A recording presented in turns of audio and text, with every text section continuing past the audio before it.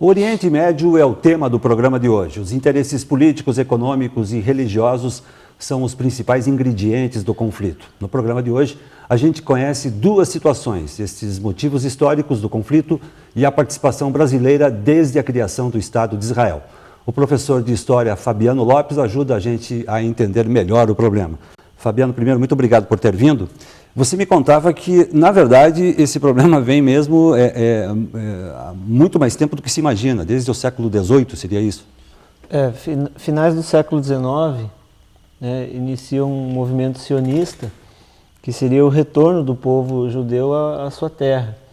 Então, estavam ali nessa região localizados os árabes, e ali inicia então um conflito pela terra, por essa ligação sentimental dos dois povos por aquela região, por raízes históricas, por motivações religiosas em ambos os lados, que vai causar uma série de conflitos para que o povo judeu possa retornar e o que vai fazer desses árabes que estão ali. Então, seria o embrião de um conflito atual, mas não, ao decorrer do tempo, envolveu uma série de outras questões. Dá para dividir a história desse conflito em quantas partes? Essa primeira, a segunda seria qual? A segunda, eu diria, não sei se poderia dividir dessa forma porque elas se somam. Mas uma tem consequência na outra. Exatamente. O grande problema foi a questão de você necessitar de um lugar para esse retorno do judeu a uma pátria. Com o Holocausto na Segunda Guerra Mundial, se viu essa necessidade em toda a comunidade internacional. E o povo judeu não aceitava, os israelitas não aceitavam outra região que não aquela bíblica, aquela que ele realmente tinha suas raízes. E, por determinação das Nações Unidas, foi então autorizada a criação do Estado de Israel em 1948. 48. Foi proclamada uma independência, declaração de independência, e eu diria, no dia 14 de maio de 48 foi proclamada a independência, no dia 15 de maio começa a guerra. É claro que essa guerra já existia, se torna uma guerra formal porque se torna uma guerra estatal. Essa guerra ela já existia desde que começaram as primeiras migrações. Os israelitas já se organizam militarmente para combater o árabe já se organiza também para expulsar esses pequenos migrantes, agricultores que estão se mudando para Israel. Então, isso já inicia com guerra. É um país que inicia com guerra e eu diria que essa guerra nunca acabou. Essa guerra permanece até hoje. Agora, momentos de paz, mas sempre em conflito, sempre um ambiente bélico, sempre essa situação difícil para o povo. Por que para nós brasileiros, para a maioria do mundo, é difícil compreender os motivos dessa guerra? É uma questão até, como dizia você há pouco, até cultural, né? Nós não estamos acostumados com a guerra. Eu diria isso, que o brasileiro ele é um povo pacífico, por sua natureza, é um povo que sempre evitou o conflito, apesar de já ter se envolvido e muito bem sucedido, inclusive em guerra, mas a guerra para nós, a morte por guerra, ela ainda é absurda, uma coisa complicada. Às vezes você vê a morte pela violência, a morte pela droga, pela situação atual, o que acontece, por exemplo, agora com essa violência social, Rio de Janeiro, São Paulo, até Curitiba, para nós já está se tornando uma coisa mais natural, não aceitável, mas uma coisa mais perto do que a gente vive.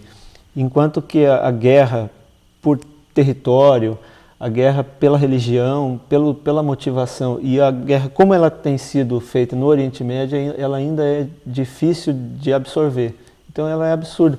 Não que ela seja aceitável. A guerra é uma coisa muito triste, é uma coisa muito até fora do racionalismo, daquilo que se vê como racional. Então, mas para nós é difícil entender não as motivações, basta estudar as motivações. Mas é difícil entender a mente dos envolvidos, né? As grandes, aquilo que eu chamaria de cultura mesmo, cultura bélica, uma cultura de guerra. O sujeito já ser educado para a guerra. Né? Por isso que você assiste crianças... O cidadão em Israel sai de casa para comprar pão ali na esquina com armado, armado, justamente. Enquanto que para nós isso é extremamente absurdo. Absurdo. E eu diria que ambos Mas eu diria que hoje em dia a gente não está muito longe disso, não, hein? No Rio de Janeiro, por exemplo, em São Paulo, eu diria que... É uma realidade também a gente presente. Guardadas as devidas proporções...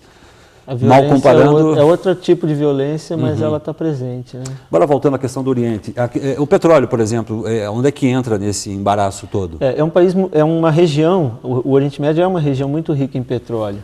E o mundo inteiro absorve esse petróleo, precisa dele. Então, você tem grandes riquezas nas mãos de poucas pessoas e uma população bastante numerosa vivendo à mercê de uma riqueza que eles não usufruem, né? Que seria a maioria árabe. A maioria árabe, às vezes você vê certos ambientes de bastante dinheiro, mas o grande volume da população não tem acesso. Então, você vê até o uso dessas populações, muitas vezes, para justificar essa guerra, né? O grande interesse americano, por exemplo, que você percebe é a questão petrolífera, né? As grandes intervenções dos Estados Unidos no Oriente Médio foram por causas econômicas. Não se pode achar inocentemente que eles querem a paz ou fazer o bem para um lado, para outro, apesar de grandes aliados de Israel. Historicamente, existe essa aliança bastante contínua, né, dos Estados Unidos, por exemplo, com Israel, não só os Estados Unidos, mas países afins. O período da Guerra Fria? Ou antes até, né? Antes até. A Guerra Fria foi um grande instrumento dos Estados Unidos para entrar na região, né, juntamente com a União Soviética, que assumiu o lado árabe, a causa árabe, para também ter a sua influência. E esses interesses das grandes nações acabaram prejudicando realmente os países árabes, né? E o povo israelense. O Hezbollah entra onde nessa história? Quem é o Hezbollah? Foi criado como? O Hezbollah é recente, foi criado em 86? 82. 82. Se não me engano, quais são os interesses? É uma guerrilha, né? Finais da década de 70, início da década de 80. Na verdade, surgiu com a ideia de se vingar de Israel por causa de uma outra invasão. Pouca gente sabe, mas essa mesma ofensiva já houve no sul do Líbano, por parte de Israel. Era uma operação chamada Operação Paz na Galileia. Ela iniciou em 1982, iniciou um pouco antes. Eu diria que na década de 70 houve uma guerra civil no Líbano, bastante grave. Eram milícias cristãs lutando contra refugiados palestinos, envolvendo a Síria, envolvendo apoio do Irã. Israel também se envolveu por causa de sofrer com essa guerra civil ataques no norte de Israel. E houve essa intervenção em 82 com o seguinte objetivo: expulsar a OLP do sul do Líbano, que era a Organização da Libertação da Palestina. O objetivo ele foi atingido na época. Israel entrou no sul do Líbano, expulsou a duras penas, eu diria, a OLP, até na figura do Yasser Arafat na época. Eles tiveram que se refugiar na Tunísia e mantiveram uma faixa de segurança na região, né? Tomaram essa região. Houve até um pouco antes a instituição de uma força de paz da ONU. E o povo libanês, na época, diferentemente do que está acontecendo hoje, até recebeu Israel com bons olhos, porque o refugiado palestino é alguém que ninguém quer no seu território, é um problema para o seu território. né? Apesar da sua causa justificável, é uma batata quente. De serem realmente um povo sofrido, um povo que foi expulso da sua terra, enfim. Mas ninguém quer. É um problema, mas ninguém quer. Tem que ser resolvido, mas que não seja no meu país. Essa é a ideia. Então o povo libanês até apoiou essa invasão de Israel, em certa medida. As consequências é que nunca vão ser apoiadas, porque realmente morrem civis, né, nas invasões, nos bombardeios. Não tem como se evitar isso, principalmente porque a OLP se infiltrava nas cidades. Eles passaram a viver em cidades. Haviam campos de refugiados, mas a população é de certa maneira, usada como escudo humano. Israel, por sua vez, também tem a sua parcela de violência nos seus ataques e acaba atingindo civis. Então, eu diria que o que está acontecendo agora é semelhante a 82. Quando surge o Hezbollah, surge um grupo que tenta vingar as mortes de 82. Principalmente porque 82 foi manchado por um massacre a 2 campos de refugiados nos arredores de Beirute, que são os famosos campos de Sabra e Shatila. Esses 2 campos foram atingidos por cristãos. Só que o que se diz que foi permitido por Israel a entrada dessas falanges cristãs para combater os refugiados. E houve ali um massacre. Na verdade, os militares que eles buscavam, que eram os terroristas da OLP, não estavam nos campos, estavam em guerra. E o que se diz foi que morreram milhares de crianças e mulheres e homens civis, civis refugiados palestinos, né? Então foi uma coisa que manchou Israel na época. A mídia, da mesma maneira como hoje, bateu muito nisso, acusando Israel de crimes de guerra. Até hoje existe se não me engano, um julgamento a esse episódio. E hoje o Hezbollah imagina estar vingando. E o Hezbollah surge com esse objetivo. É um grupo que é considerado terrorista por alguns, mas por outros não. Por exemplo, os Estados Unidos não aceitam o Hezbollah como um grupo, porque ele possui um braço armado, que é o que nós estamos assistindo, que é a parte militar. São homens dedicados à guerra, homens treinados regularmente, como um exército formal, homens até que têm esse sentido do homem-bomba, né, do suicida, eles morrem por aquela causa. Mas possui também um braço que eu chamaria de um braço social, né? Não só um braço militar, mas uma parte social que atende a população libanesa. Saúde, o papel social. Hospitais, escolas, atendimento, né? Para justamente poder se manter no Líbano. Possuem, para a gente ter uma ideia, 2 ministérios no Líbano. São de chefes do Hezbollah, são de líderes do Hezbollah.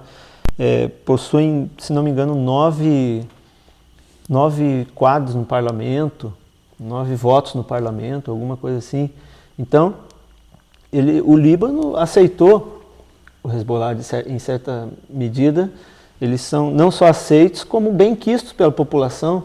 Você assiste constantemente as pessoas com palavras de ordem pró-Hezbollah, anti-Estados Unidos e anti-Israel. Então, como eles têm escolas, existe uma educação da criança para entender o que eles estão fazendo. Mais uma vez, pegando a nossa comparação aqui, é mais ou menos a mesma situação no Rio de Janeiro, no morro do Rio de Janeiro, nas favelas, né? Você comprar uma briga com o tráfico de drogas lá, com a organização do tráfico de drogas, é mais ou menos por aí. Com essa assistência que prestam às comunidades, com saúde, educação. Guardadas as devidas proporções. Porque eu diria que, o Hezbollah, na verdade, as populações têm que aceitar o tráfico, né? Elas não têm opção, elas são acuadas pela violência, pela ameaça. Ou a morte, né? E quando lá eu diria que é um pouco diferente no sentido de que as populações gostam desses grupos, né? Agora, o Hezbollah, ao contrário do que se pode imaginar, está pouco preocupado, então, com a questão do petróleo, por exemplo. Eu diria que eles tentariam preservar essa riqueza, né? Tentariam resguardar essa riqueza para que ela não fosse... o grande motivo da guerra deles. A guerra deles, inclusive é o discurso do atual líder, né, do Hezbollah, é varrer Israel do mapa. Eles não aceitam o Estado de Israel. Não aceitam o Estado de Israel e eu diria até mais, que esses grupos eles têm uma ligação muito forte com o Irã, com a Síria, que são países totalmente anti-Israel nos seus governos atuais. Né? Existe uma certa paz com o Egito atualmente, com a Jordânia, que eram países que atingiram Israel de maneira bastante intensa a partir de 48. Né? Houve união de todos esses exércitos para combater Israel, um país recém-surgido. Israel resistiu e se mantém até hoje. Então, existe na região esse clima de que essa ideia de que o Irã e a Síria estariam, né, auxiliando Hezbollah nessas ofensivas. Então seria muita inocência nós pensarmos que Israel estaria combatendo um pequeno grupo de terroristas e tendo tanto trabalho para isso, né? Quando esses grupos têm armamentos pesados, são os mísseis que nós estamos assistindo caindo nas cidades israelenses, né? São combatidos com ataques aéreos. Então você não combate pequenos grupos, não precisa tanto, não precisaria esse aparato tanto, todo. Né? Outra coisa que a gente ouve muito falar, o estopim da guerra foi o sequestro de soldados israelenses. Não é bem assim. Sempre houve isso. Né? Na verdade, o objetivo de Israel é acabar com essa influência do Hezbollah no sul do Líbano. Não só pelas cidades do norte que são atingidas, mas pelo perigo que isso pode ocasionar para a soberania da nação israelense. Né? Então eles estão em defesa disso. Por outro lado, é claro que é condenável a morte de civis. Em qualquer lugar do mundo é inaceitável, né? Esse ataque às cidades, inocentes que morrem, que não estão envolvidos diretamente com a guerra. Por outro lado, tem que se pensar o seguinte, até que ponto esses civis não são usados também pelo grupo terrorista, pelo grupo do Hezbollah, para justificar suas ações, para que Israel seja condenado pela mídia internacional. Né?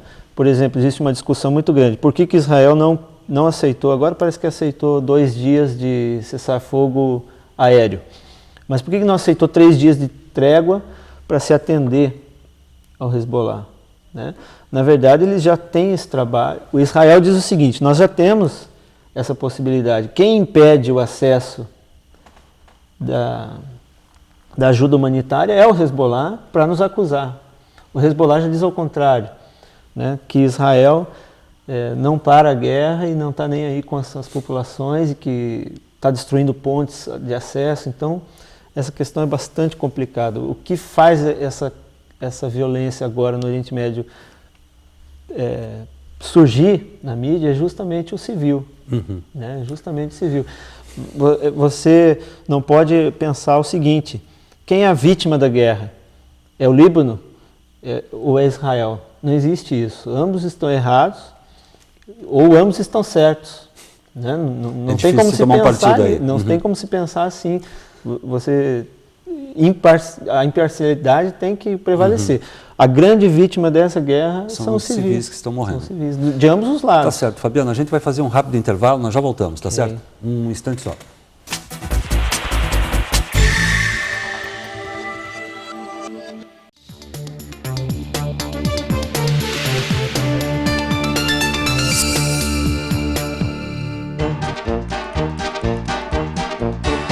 Diversão na biblioteca? Ah, conta outra.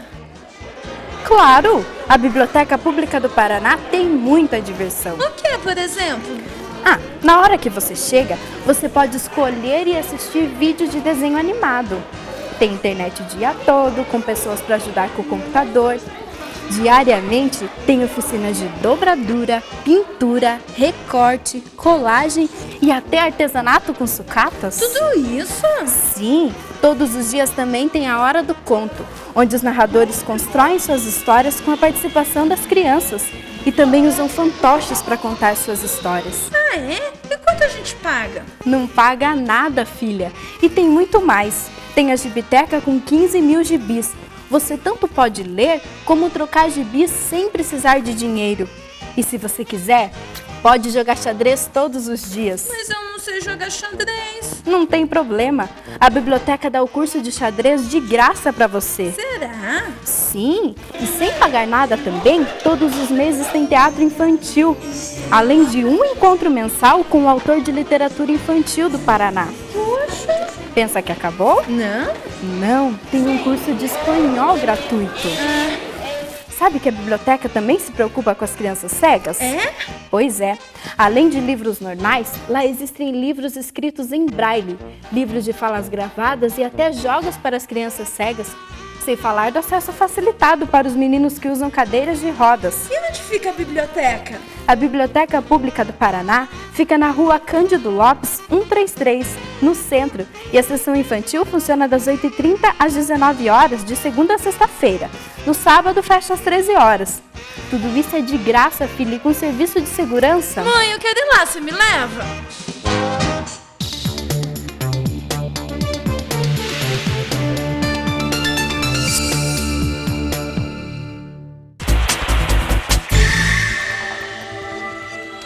Você assiste ao programa Saiba Mais, que hoje conversa com Fabiano Lopes e o tema é o Oriente Médio, a crise no Oriente Médio. O Fabiano é o autor do trabalho Batalhão Suez, História, Memória e Representação Coletiva. Esse trabalho, na verdade, se concentra no período de 56 a 67, Fabiano, que trata da primeira expedição brasileira nas Forças de Paz designadas pela ONU. Certo. É isso? Eu diria que a minha pesquisa, inclusive a dissertação de mestrado, ela compõe até um pouco mais. Eu inicio análise em 56, que foi a criação da Força de Paz. A primeira força de emergência da ONU. Na criação do Estado de Israel. Na verdade, ela foi para o Egito. Para garantir. Foi para o Egito. Israel não aceitou no seu território, mas foi para garantir a paz na região de fronteira do deserto do Sinai, que era a região de fronteira entre Israel e Egito. Incluía até um pedaço da faixa de Gaza, que hoje você assiste, até hoje, um conflito nessa região por causa dos palestinos. E com a criação dessa força, esses homens são enviados juntamente com 10 países. Então o Brasil, mais 9 países integraram inicialmente essa participação, e o meu estudo é sobre a memória produzida a partir dessa missão. Foram então eu diria 10 que anos de missões. 10 anos de missão.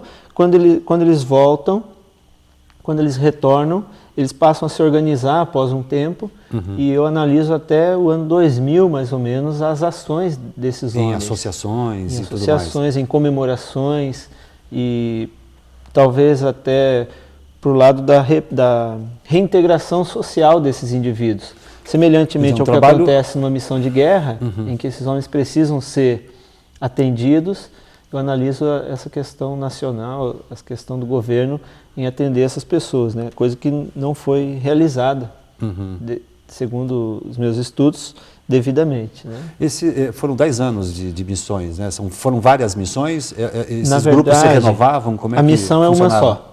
A missão é uma só. É a Força de Paz, Nesse integrar a período Força de Paz. 10 anos? Nesse período foram 10, 20 contingentes. Quantas mil pessoas, mil brasileiros? Né? Foram 6.300 aproximadamente.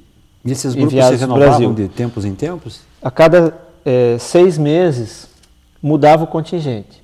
Então, apesar do militar permanecer 1 ano na região, né, a cada 6 meses metade do contingente retornava e outra metade integrava o batalhão. É uma força de tipo batalhão. E havendo esse revezamento de 1 ano, né, você permanecia apenas 1 ano e a cada 6 meses ia trocando. Uma prática, se não me engano, até hoje as Forças de Paz atendem esse revezamento. O Haiti tem atendido, eu não sei se o tempo é o mesmo ainda, mas esse revezamento ele foi atendido. E em que condições esse pessoal trabalhava lá? Eu diria que houve uma mudança ao longo do tempo, né? Por exemplo, os primeiros que chegaram, eles têm que montar tudo. Não existe nada, é um deserto que você tem de um lado forças de Israel e do outro o Egito. Ambos, todo o ambiente dilacerado pela guerra, minas espalhadas pelo deserto. Então você tem uma equipe para fazer isso, para retirar dessas minas. Você tem, quando o primeiro contingente chega, era justamente para observar a retirada israelense. Então Israel foi saindo com as tropas, obedecendo às determinações da ONU, deixando destruição, e esses homens vão ocupando essa região. Então é um ambiente tenso, né? Um ambiente que eles não estavam acostumados. Morreu muita gente? Na guerra, sim. Não, brasileiros? Não. Morreram aproximadamente 6 ou 7 em acidentes durante a missão. A missão de paz não houve durante os primeiros 9 anos, não houveram confrontos dessas tropas, né? Apenas o último contingente, quando a força é desfeita pela guerra de 1967, é que houve um combate, eu diria que houve uma Guerra dos 6 Dias. Houve uma invasão israelense avisada, mas houve um atraso na retirada das tropas da ONU e um brasileiro foi atingido, foi alvejado e morreu nessa missão. Foi o único caso assim de envolvimento na guerra, né? Foi o 20º contingente formado por integrantes do Rio Grande do Sul. O Paraná teve suas participações também. E que relatos você ouviu, por exemplo, de as condições de tempo, longe da família, longe da pátria, em que condições esse pessoal psicologicamente trabalhava? São situações que aparecem na pesquisa quando são realizadas entrevistas, né? E também na literatura produzida por esses homens. Mas a literatura não é tão farta assim, era uma região hostil. Não, é bastante escassa. É pouco divulgada. A história dos Boinas Azuis é pouco divulgada. Boinas Azuis são todas as missões da ONU? O Boina Azul é o militar servidor da ONU. E os brasileiros foram chamados de Batalhão de Suez. Batalhão Suez foi um apelido dado pela imprensa. Por conta da região onde trabalharam. Por causa do canal de Suez, que era a causa da guerra. Né? A causa da guerra foi justamente a nacionalização do canal de Suez. Na verdade, o Brasil não ficou em Suez. Suez havia uma parcela de força de paz, mas o brasileiro ficou na parte fronteiriça, que foi mais próximo a Gaza, mais próximo da fronteira com Israel. Era o chamado Campo Brasil. Sobre as questões traumáticas, né? Sobre a situação. É um ambiente hostil. O deserto, a distância do Brasil, a distância da família, né? As saudades. Você tem uma região, populações extremamente pobres, populações atingidas pela guerra, convivência com a miséria. Refugiados palestinos na região de Gaza.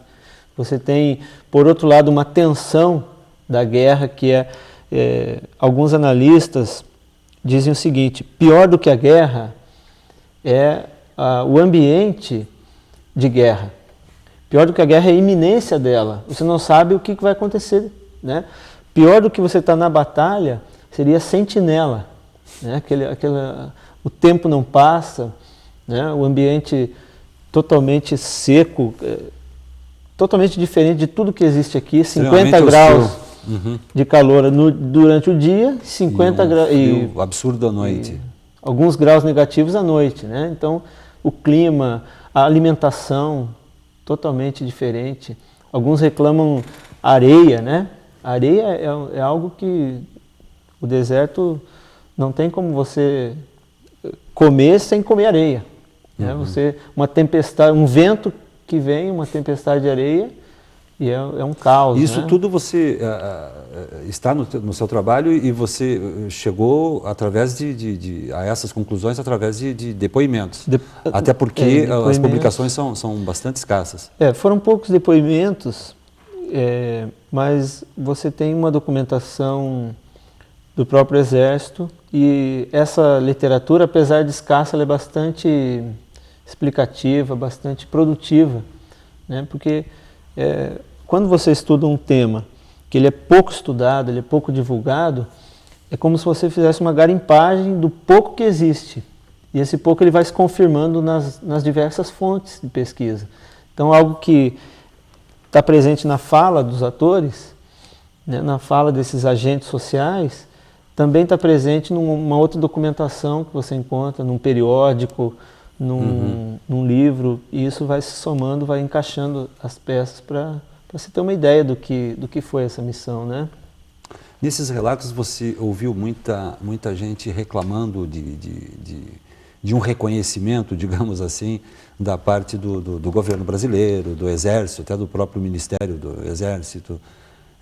Houve mesmo um reconhecimento mínimo ou não houve nenhum reconhecimento? Como é que foi isso? Na verdade, o que eu percebo com os resultados da pesquisa é uma queixa desses homens quanto a esse tipo de atendimento do país, né, do governo, do Exército, na valorização do que foi feito.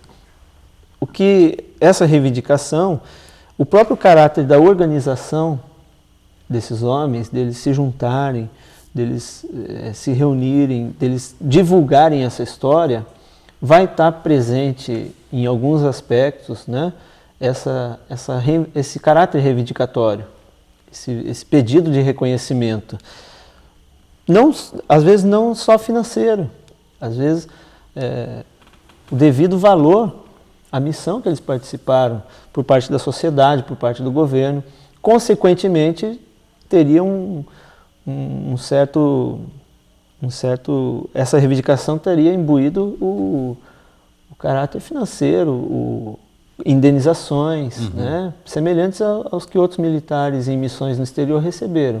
Então existe esse pedido, existe esse anseio, inclusive ações por parte do último contingente, por terem participado da guerra, eles pedem diante do governo esse soldo, né, essa indenização semelhante até às indenizações pagas para os participantes da Segunda Guerra Mundial, da FEB. Os pracinhas. Isso atingiria todos, porque a iminência da guerra foi desde o início, né, desde 56 até 67 houve esse perigo de guerra, tanto é que ela estourou em 67 e esses homens passaram por isso. Então, a falta de valorização ela não vem só do governo, né? Ela vem da própria sociedade que desconhece essa história. Em livro didático nenhum você vê presente uma missão. O Exército Brasileiro não conta esse nosso lado da história. A parte da história... Hoje em dia, até talvez, você acessando o site do Ministério do Hoje sim, porque é interessante a eles divulgar, justamente porque eles estão participando... Mas por uma iniciativa muito recente, né? Até por conta dessa missão do Haiti. Mas até bem pouco tempo, isso talvez até por conta do regime militar que se viveu durante muitos anos, ou não? Sim, eu diria o seguinte, que a divulgação até então, ela era apenas dos aspectos positivos da missão, né? E se você pegar a literatura produzida pelas Forças Armadas, ela vai ser voltada para esse lado, pelo positivismo, enquanto que academicamente, não só essa missão, mas tudo que se refere à história militar é muito pouco estudado, né? Eu diria que isso foi causado, em certa medida, por um trauma, né, que o regime militar ocasionou na academia. Houve sempre uma repulsa a esse tipo de estudos por causa da maneira como eles são feitos, enquanto que em outros países a história militar é mais valorizada. Então, um dos motivos seria esse silêncio ocasionado pelo regime. De 67. Né, e também porque na própria organização desses homens não havia muito espaço. Enquanto não houve abertura política no país, não houve muito espaço para discussão política, discussão sobre temas militares, era algo muito restrito às Forças Armadas, né? E hoje como é que eles vivem? Como é que eles se organizaram? Em associações? São pessoas que tentam se organizar ainda às duras penas, eu diria. De que forma? Né? Poucas verbas, muito pouco incentivo para tal organização. E eles têm um museu no 20º Batalhão de Infantaria Blindada, pouca gente sabe também.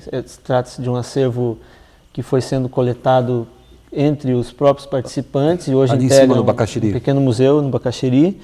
Eles têm associação que promove eventos diversos, encontros para comemorar, para rememorar a missão. Mas por iniciativa deles? Iniciativa deles. Eles têm um auxílio do Exército atualmente, né? Alguns comandantes ora auxiliam, ora... Mas trata-se de negociações, tem que haver esses constrangimentos para que eles possam divulgar essa memória. Sem verba, tudo fica difícil, né? Sem o incentivo de ninguém.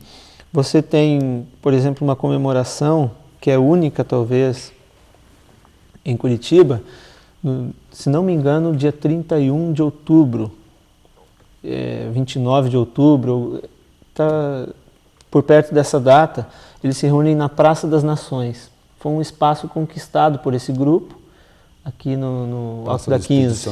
Né? Isso. Não, no Alto da 15. Ah, das Nações, ali Praça do lado das da Caixa d'Água. Isso, ao lado da Caixa d'Água. Esse espaço, eles conquistaram um monumento, tem alguns dizeres sobre a missão de Suez, a missão de Angola. Tem o espaço para hasteamento das bandeiras dos 10 países participantes da missão. Da primeira UNEF, né? Da Força de Emergência. E ali tem uma pequena comemoração, um desfile. Anualmente é talvez uma das únicas comemorações fixas desse grupo. Mas os constrangimentos são grandes, né? A falta de incentivo, a falta de divulgação dessa memória ainda é bastante pequena. Além disso, são pessoas atingidas pela, eu diria, pela idade, né? Pelo decorrer do tempo. Em média, hoje estão com quantos anos? São 10 anos de missão, então essa idade varia bastante, né? Mesmo porque alguns na comandantes 18, na época anos. eram mais... estariam com 60, 70 anos. E isso dificulta bastante também, né? Uma estratégia que eu percebo desses homens é integrar essas outras missões de paz, para que essa memória não se apague. Então, esses que têm vindo Angola, Haiti, esses homens... há uma tentativa de aproximá-los para que eles deem continuidade a essa história. Quem sabe isso seja um fator de mudança na divulgação das memórias das forças de paz, né? Dessa participação tão importante do Brasil, que é até uma tradição. O Brasil foi chamado para praticamente quase todas as missões de paz da ONU, né? A partir da primeira. Tá ok, Fabiano, muito obrigado por ter vindo, parabéns pelo teu trabalho. Eu que aproveito para agradecer o convite, a oportunidade de estar aqui com vocês. Muito obrigado. Disponha. Um abraço, obrigado. O Saiba Mais volta com uma nova edição na semana que vem. Até lá.